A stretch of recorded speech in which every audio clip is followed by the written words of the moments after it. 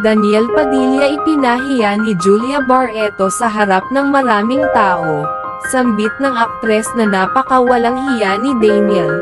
Para sa mga panglolokong ginawa nito, mula sa dating kasintahan na si Catherine Bernardo, sinambit nitong gagawin pa di umano siyang kabad o third wheel ni Daniel Padilla. Kaya ay nanginit ang ulo ni Julia, at ipinahiya ang aktres, na nagpatindig balahibo sa mga nakakita.